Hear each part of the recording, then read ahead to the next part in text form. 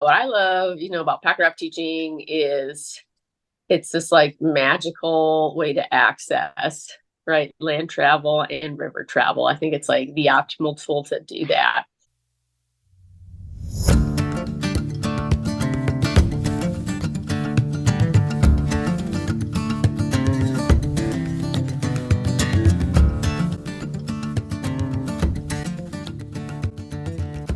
Hey y'all, this is Lizzy Scully, co-owner of Four Corners Guides and co-author of the Packraft Guide with Steve Fassbinder, aka Doom.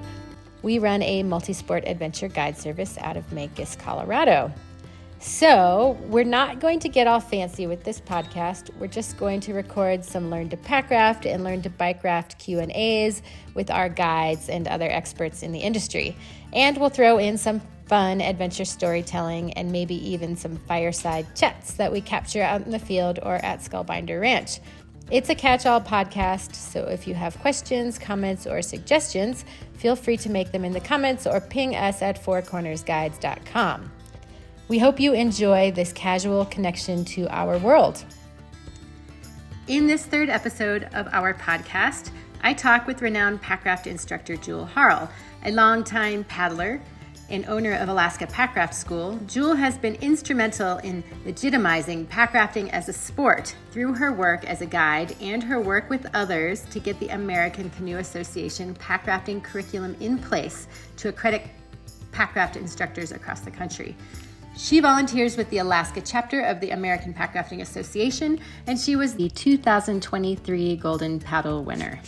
Jule is coming to the Four Corners June 14th through 16th to teach a women's packrafting clinic for beginner to intermediate boaters through Four Corners Guides.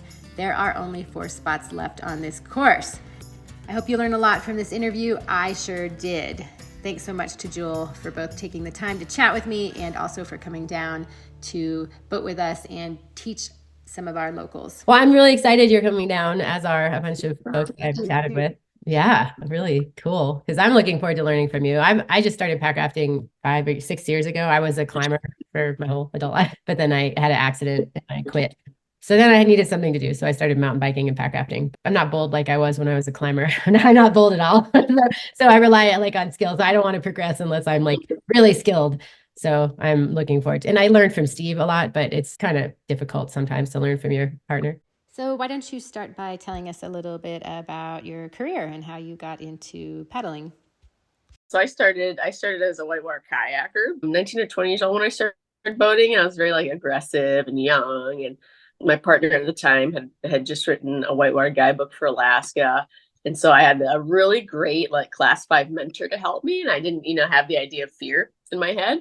Mm-hmm. But I started, I started getting really scared my second or third year into kayaking. Once I started paddling class 4, I was like, this shit is dangerous actually. And then I took a step back. And then, and I started packrafting right around that same time, 2007, when it was just starting to blow up in Alaska.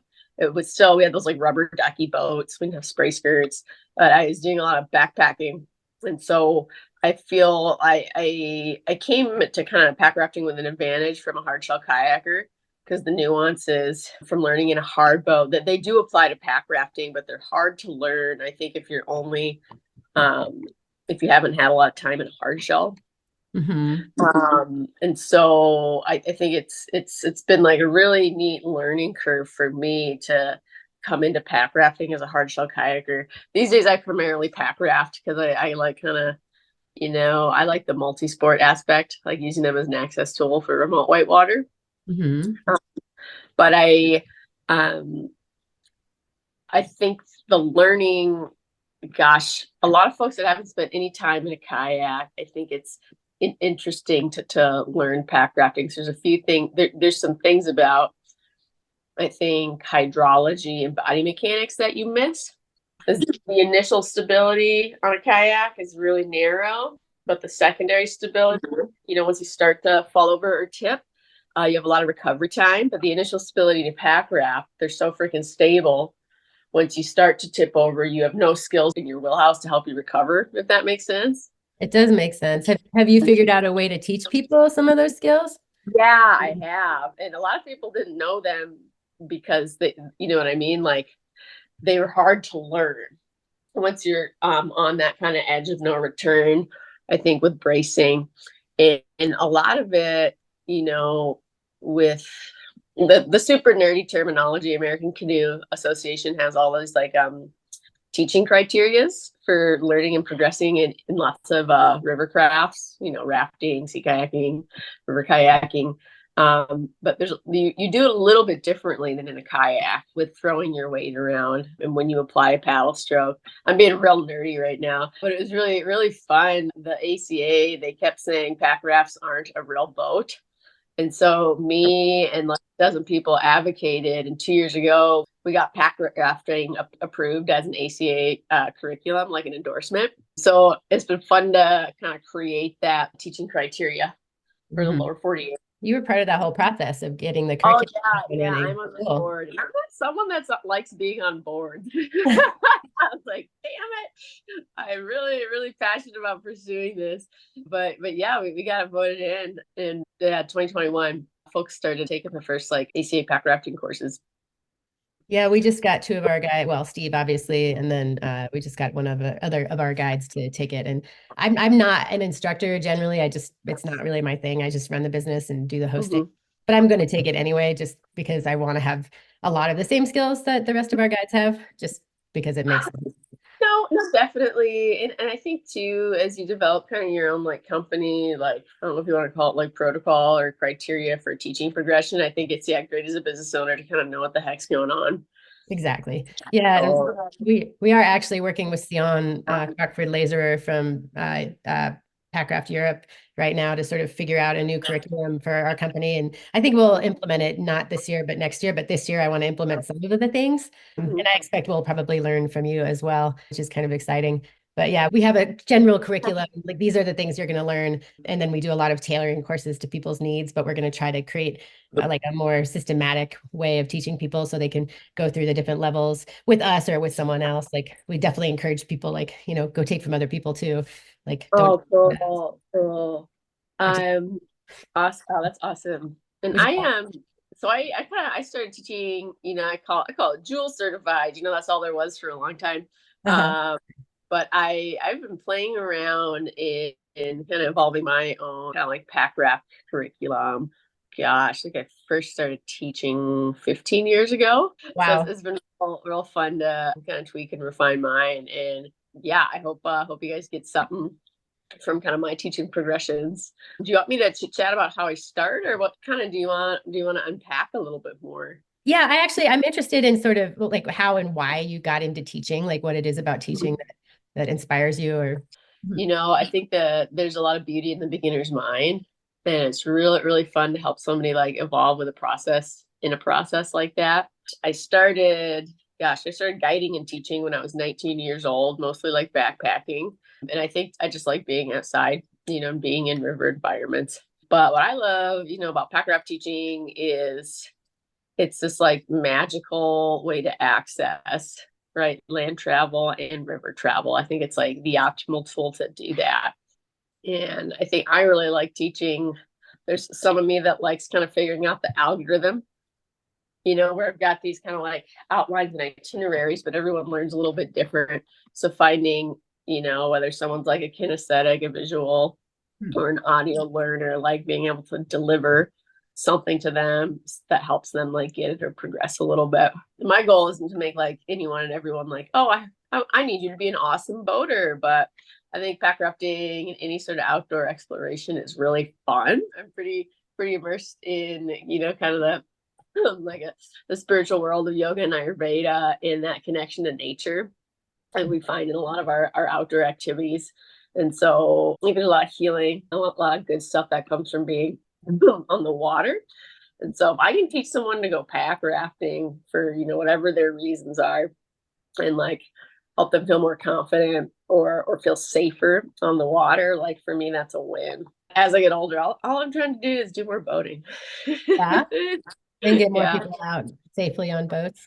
Yeah. And two, I tell folks, I like teaching pack rafting. I think, the culture of safety's blown up, and watching pack rafts kind of watching folks start using pack rafts in Alaska without much boat control or I call it situational awareness in these remote river environments, in, seeing people get hurt or rescues happen. And it's like when you go back, and you read the incident report, wow, that was 100% avoidable. Holy cow. Where most fatalities and incidences are on class 2. There's, I don't know, for me on a personal level, there's a lot of reward, I think, in teaching people, giving them what they need to know, especially in the early stages of pack rafting, so they can go out and run with it and not just become better boaters, but have more fun doing the sport. Can you recall like a specific experience with, and maybe pick a female, like that, somebody who had an amazing experience with you and called you afterwards to tell you about how your teaching affected them? I have a couple testimonials on my website. I was really flattered that folks wrote for me. I think I value connecting with that person where they're at.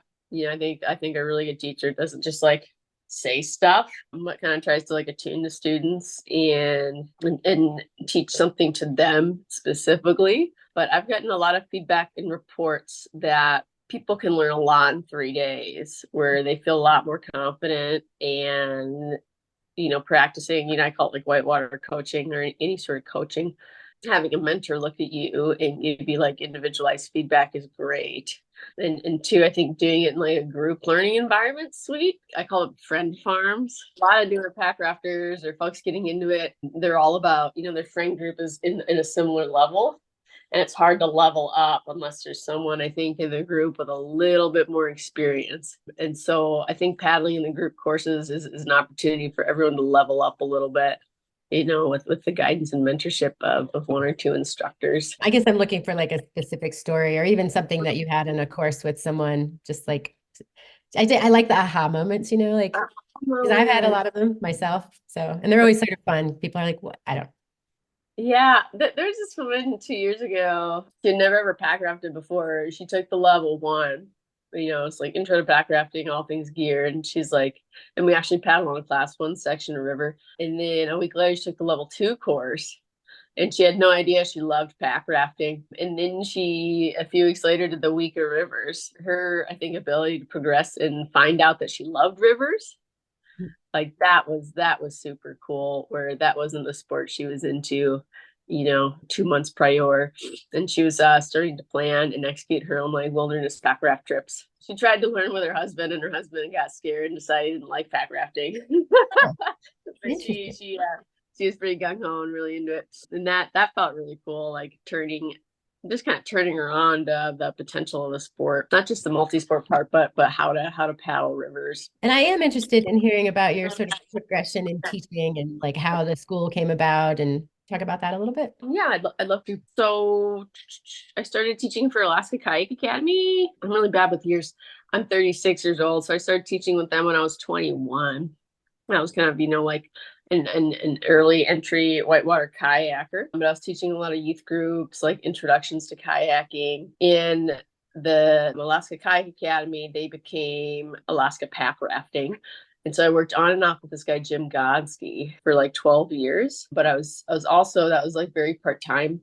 In the summer, I was also working for a lot of different outfitters because I really liked going on longer expedition style trips. So I was teaching lots of remote raft trips or guiding a lot of remote raft trips in the Brook Range for like 2 weeks.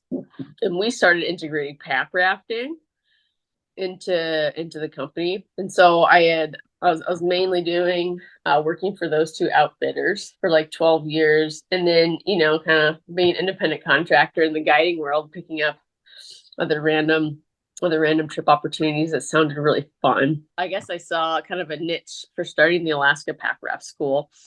And I was like, man, like, good luck, you guys. But I think if I'm this passionate about what I think is a good idea, starting my own business is probably the move. And 2, having guided and taught for so long, I think for about 13, 14 years before I started my own business. I always said I'd never own a business because there's so many ins and outs, with the running a business behind the scenes. But I guess I saw that there was such a demand in Alaska for more and more like quality packraft instruction. And there was this like need that wasn't being met. So this will be the third summer we're operating. There is such a need, I think, for quality instruction. And a lot of folks were going through the outfitter I was working for because there wasn't much else going on in Alaska. Turning and kayak does a little bit in Hope.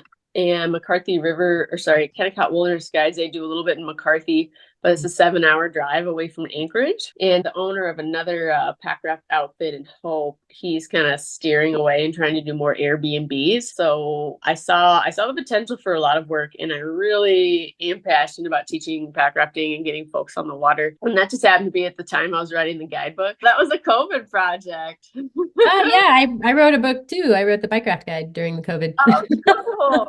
Yeah. Seriously. And I meditate a lot. And in meditation, I got this download. I was like, "You're going to write a book." And I was like, "That's weird." Cool. Awesome. No, but COVID summer, right? I wasn't working that much like a lot of people. And so I turned going on to trips and documenting them into a job. And there's 70 runs in there, and I'd done most of them already, especially with a background kayaking and as a pack rafter. And my friends that were not guiding, they also had tons of free time. So it was just kind of like summer camp. Nice.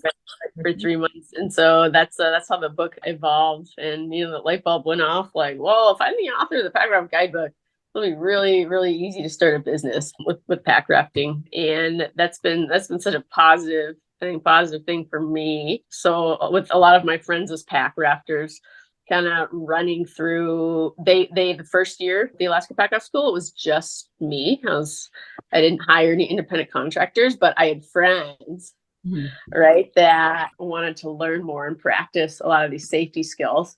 So my friends would like assist with courses for free. Oh, nice.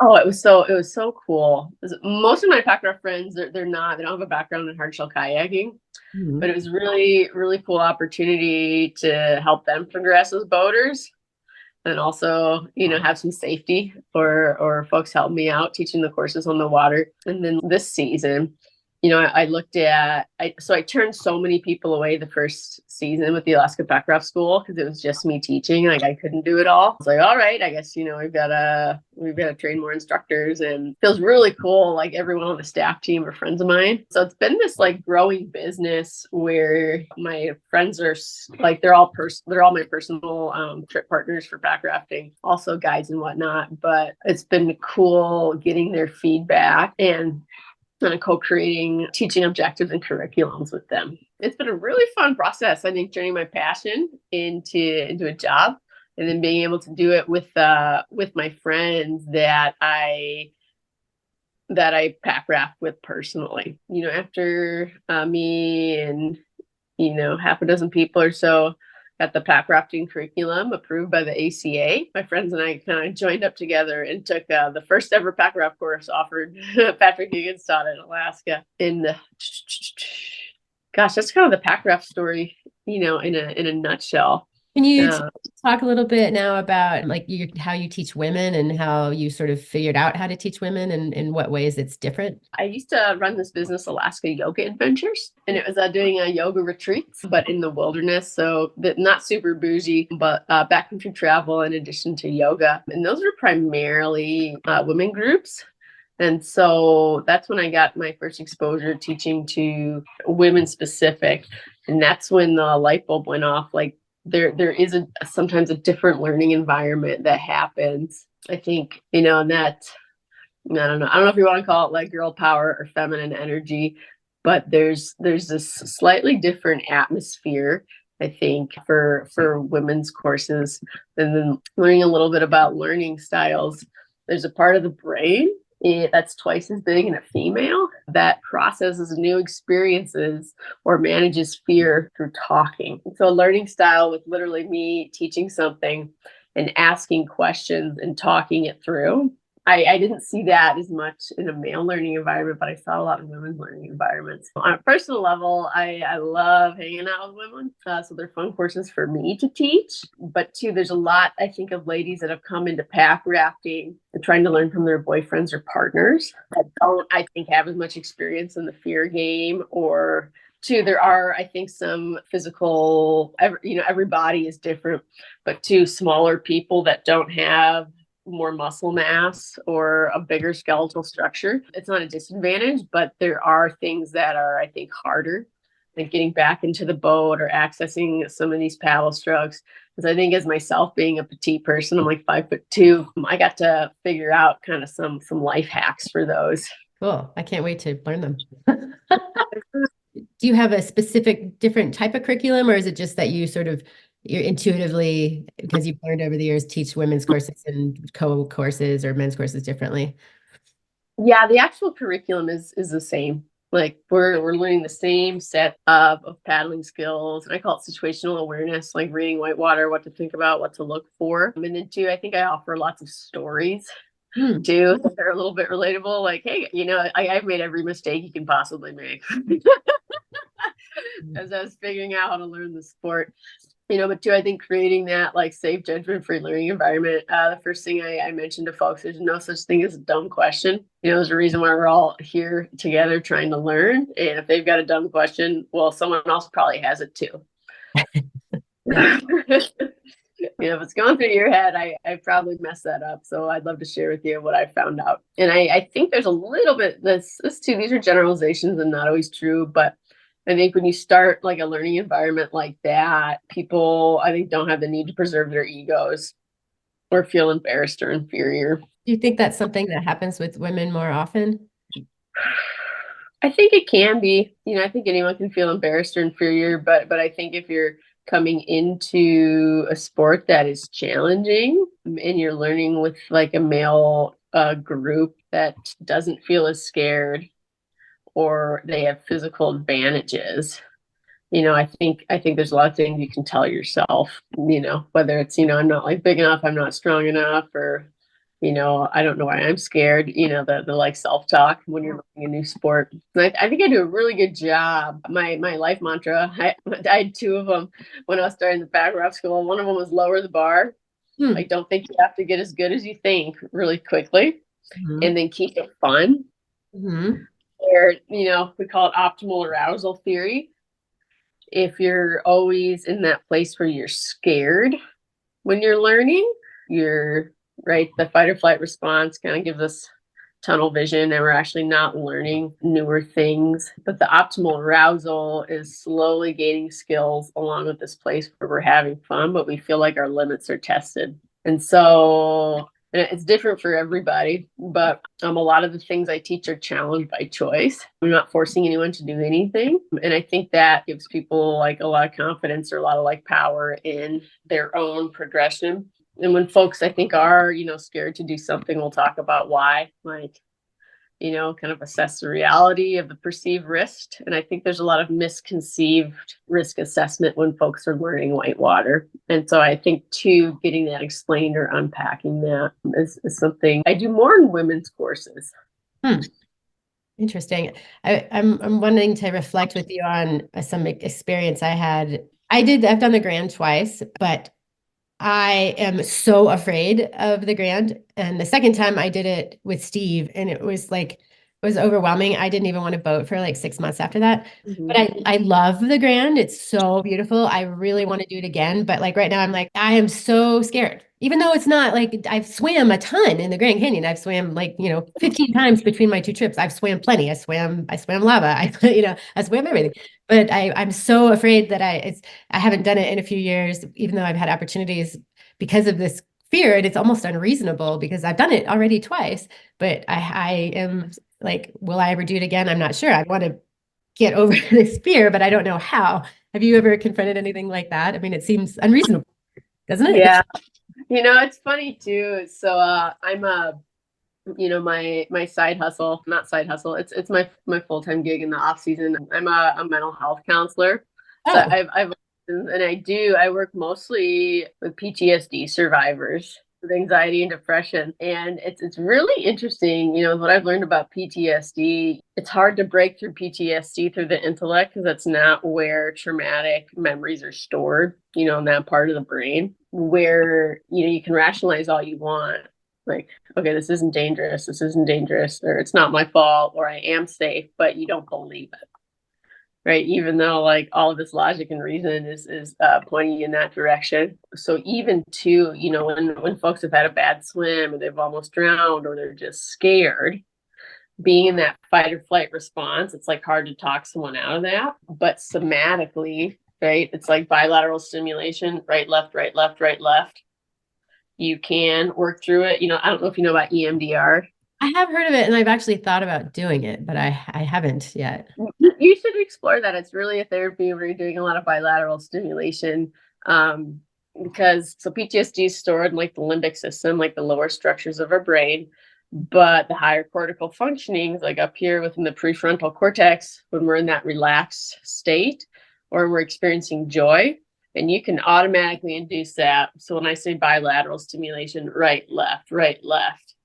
So walking, biking, paddling, you know, doing movement while you think about that thing is one way to slowly rewire the brain and create different neural networks. And so I think it's really interesting, you know, if someone is real scared paddling, if you make it easier or like, you know, give them a little bit of confidence or show them that they can do it, like while they're boating, that's that bilateral stimulation. You can slowly, I think, work with somebody's interpretation of fear or their PTSD around it. Well, I stepped back a lot since the last time I did the Grand, and that was 2 years ago. And I haven't really, I've just been doing really mellow, not, you know, like pushing a little bit, maybe 3+, but it's still like, but I still can't quite, maybe it's just going to take me a few more years. I don't know, but, or maybe I need some concentrated, like focus working with someone.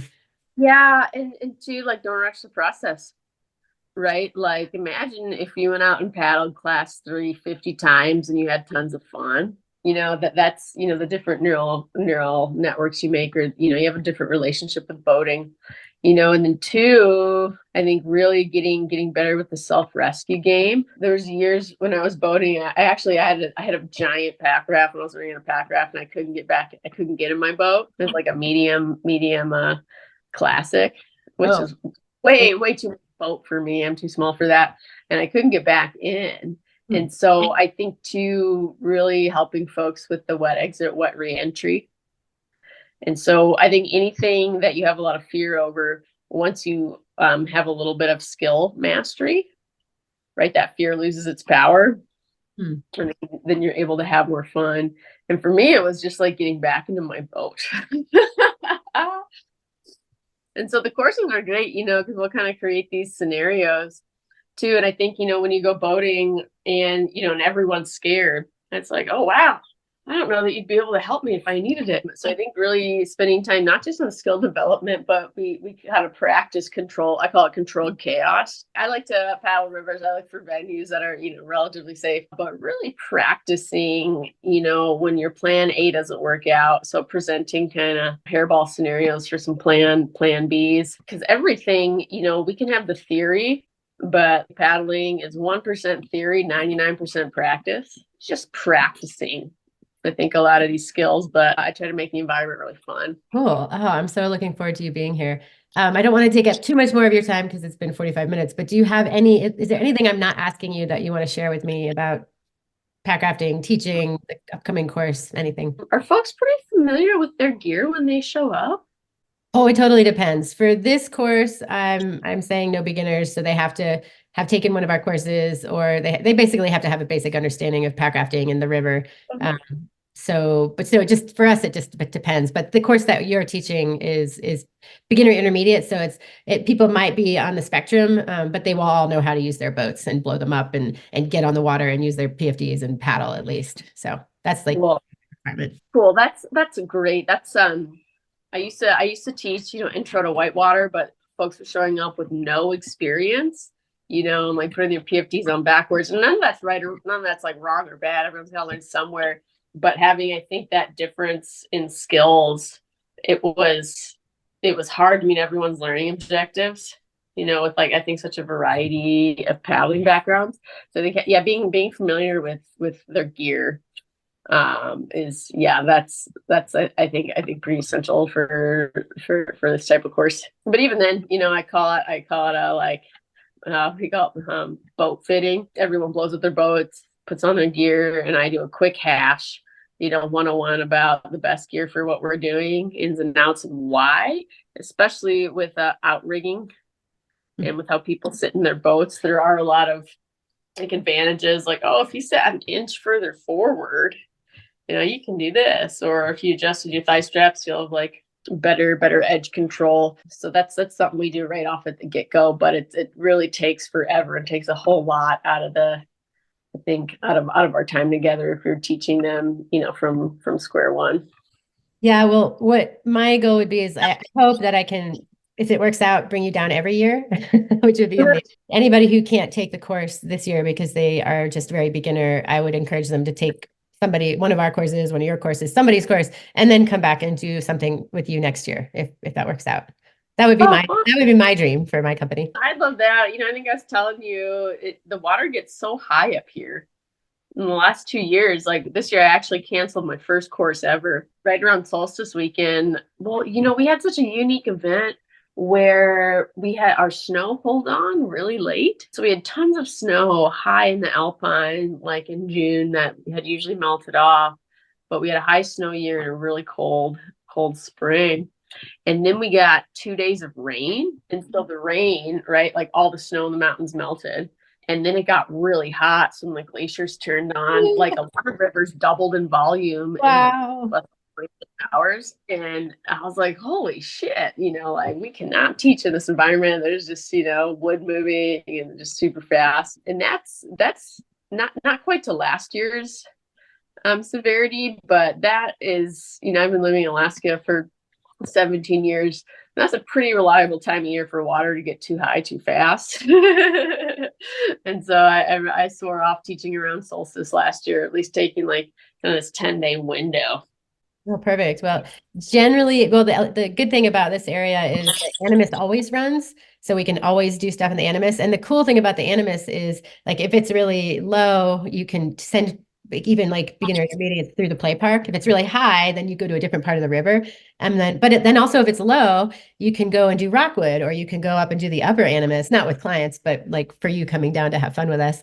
So that 10-day window is really awesome for the Animus. And then if we have a big snow year, then we have the Dolores, which is just like brilliantly fun and beautiful. I mean, it's our wilderness. We don't have a whole lot of like long runs with lots of class 3. It even has like I think a class, well, it's not really a class 5. It's like a 4+, but like we don't have much of that. But when we have a big snow year, like we did in 2023, we got on that river, I think 6 times, and Steve did it 10 because so many of our clients wanted to do it. So that's a good time of year to come here too.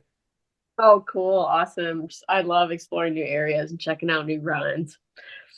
And you'll love our place too. And if the Mancos River is running, it ran all this year. It's like 35 miles into the Mountain Ute Tribal Park, and it's class 3, but it's a creek. No, like we are the only people who boat it because you can't boat it. It's illegal, but we own property on the river, and then we get permission from the tribal park. Like nobody else can boat this river except us. It's crazy. And our friends. So because it goes to Mesa Verde National Park is over there, and then the Mountain Ute Tribal Park is there, and then we have Weber Canyon here. So there's 2 canyons that come together, and they go into another canyon to the Mountain Ute Tribal Park. Yeah, and the Mancos doesn't. It only runs every once in a while, but when it runs, it's like super fun. So. Oh, that's great. Awesome. Well, thanks so much, Lizzy, for reaching out. Yeah, I'm stoked to spend some time with you guys down there and go boating and teach a little bit in your community. Yay. All right. Well, have a wonderful day. All right. You too. Bye, Lizzy. Bye. Hey, thanks so much for tuning into our A Beginner's Guide to Pack Rafting and Bike Rafting podcast. If you liked this show, please give us a shout out on Google Podcasts, Podbean, or wherever you found us online. You can find the show notes for each episode on our website at fourcornersguides.com. And if you have any questions, comments, or suggestions, please email us at fourcornersguides@gmail.com. Thanks. Have a great day.